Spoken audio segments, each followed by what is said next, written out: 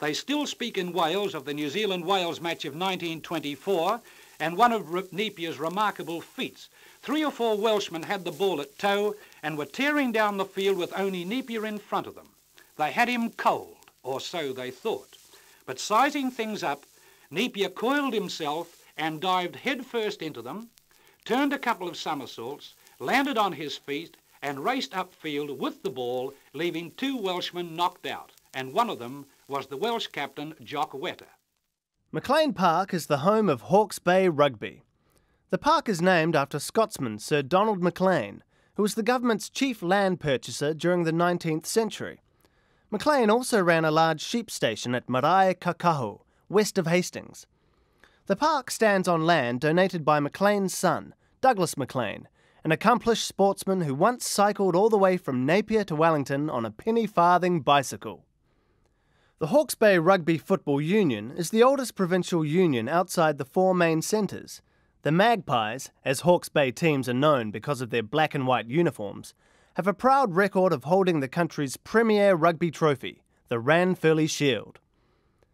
In 1921, McLean Park was the site of the first ever international game played by the New Zealand Māori team, known then as the New Zealand Natives. Their opponents were the Springboks, and a visiting South African reporter was horrified to see Pākehā, or Europeans, in the crowd supporting a Maori team.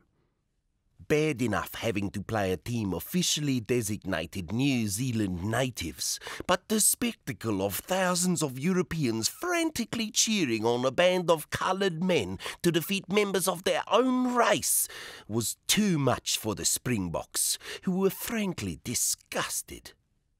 During the 1920s, the Magpies had a particularly successful Ranfurly Shield run.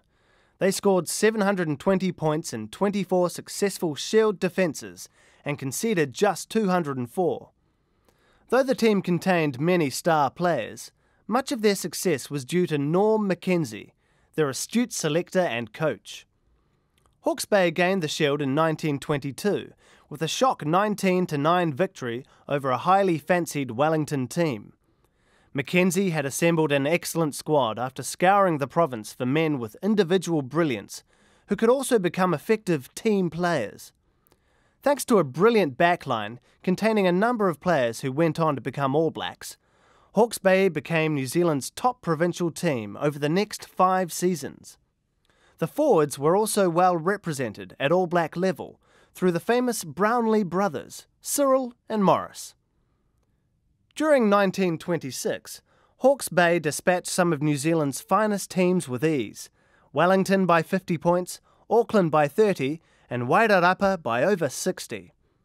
However, over the next summer, the Magpies were rocked by a number of departures.